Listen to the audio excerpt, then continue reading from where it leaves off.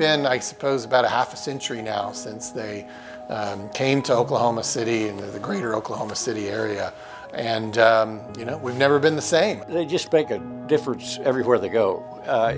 You just always see them in good works. They are the greatest example that I can think of the personification of the American dream. But Mohammad and Jalal's American success story actually began on the other side of the world with an amazing scouting adventure that would change everything for the Farzanehs and for Oklahoma. It was 1967 Iran. The Shah was rapidly westernizing the country, and organizations such as Scouting were seeing significant growth. The first memories that I have of Boy Scout or Scouting is when our father was taking us with him to go to the construction sites where he was building the buildings for the Boy Scout of Iran. And back then, he was doing a lot of philanthropic work as a contractor. He would not charge any contracting fee. Naturally, their father put his sons in scouting, leading to an opportunity at 13 years old for Mohammad to attend a World Scout Jamboree in the United States.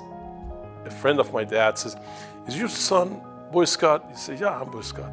And he said, "Do you want to come with us to Jamboree?" And he was the one who was leading that. I said, "Yes." He said, "But you have to know some English." And I said, "Yeah, I know some English." And he said, "Enough?" I said, yeah. And, I was just not really good at speaking English back then, but he said, "Just tell me I want a glass of water." And I said, "I want water." He said, "No, a glass of water." You could not say the whole thing. I said, "Okay, that's fine." And the whirlwind adventure began. From New York to Washington, D.C., to Niagara Falls, Mount Rushmore, and even Disneyland. We went to Disney, right? $8 ticket. I don't know, it's $200, $300 now. The trip culminated with the Jamboree itself and an incredible encounter with the very origins of scouting. One of the highlights of it was at the end of 4 days, Mrs. Baden-Powell, which was alive back then, one night we just sit down and she talks. Well, if you think about the tenets of scouting and you think about trust, respect, honor, all those adjectives, and that really is Jalal and Mohammad. So it does not surprise me that early on there was this exposure to scouting. The family really kind of discovered the United States personally through the scouting program in Iran back in the 1960s. So, it's certainly a testament. There's a lot of American programs that have gone international through the years, and there's lots of reasons that benefits us, and certainly this is a perfect example. If not for scouting, we might not have Mohammad and Jalal here in Oklahoma City right now. For the Farzaneh family, there is a place for soft international diplomacy in this world, and scouting is at the center. That and Coca-Cola. Being 13 years old, coming from Iran, Coca-Cola was my favorite part of that trip. And my dad gave me about $120 spending money. I think all 120 of them I spent on Coca-Cola. Taken all together, that World Jamboree experience in 1967 led Mohammad to a clear conclusion. He would someday move to America. I think that was it. That was it, because everything was different here. Europe was interesting, but then when I come from Europe to the United States, it was wow.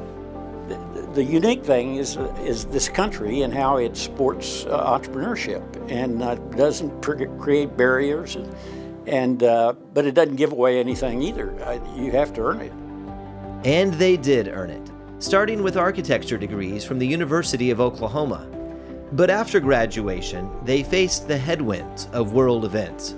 With the Iranian Revolution of 1979, the rise of the Ayatollah, and the ensuing hostage crisis at the U.S. Embassy in Iran, finding work as young Iranians in the U.S. was difficult.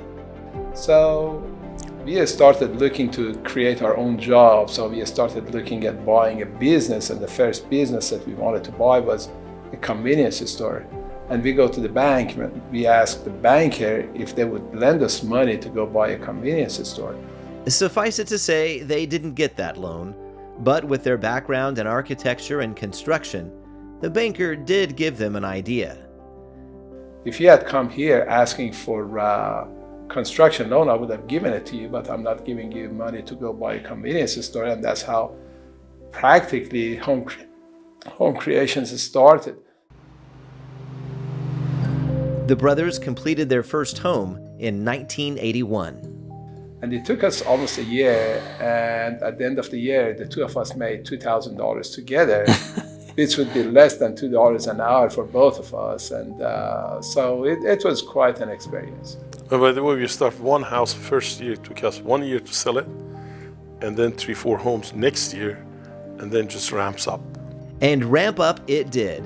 Today, Home Creations has sold on the order of 19,000 homes and become a land development company in its own right. As their venture grew into what it is today, many of the proceeds were pointed right back at Oklahoma. And there's a lot of people that make a lot of money, and they buy a lot of toys with that money, and maybe give a little bit. But in their case, I think they're genuinely grateful for what this country has afforded them, and they want to give back, and they have very generously in a number of ways. And I think that's what this Distinguished Citizen Award is all about. I mean, it's that you raise your hand when there's a need, and you fill that need. And they've done that time and time again for many, many years. You know, whether it's the business success that has helped grow our economy, whether it's the housing that they've helped deliver to a growing city that absolutely needed it, or whether it's the somewhat almost infinite number of civic and charitable causes that they have supported through the years. They have made a tremendous impact here, and it certainly is. It is a quintessential American success story. But really, I mean, it's their success that we're talking about when we say that. But it feels like it's we, the community, that's been the real winners there. We are grateful to Scouting to recognize us. We are grateful to the state of Oklahoma and Oklahomans. And we are grateful that we have been given the opportunity to live in Oklahoma and be the first generation Oklahoman. Right now we got the third generation Oklahomans living here. Both our children's and grandchildren's, they all were born here in Oklahoma, and Oklahoma's home, and we are grateful to them. You know, think about their story, think about who we are as a country. We are a great melting pot. And these two individuals, again, are really the personification of what it means to be an American and what it means to be an Oklahoman.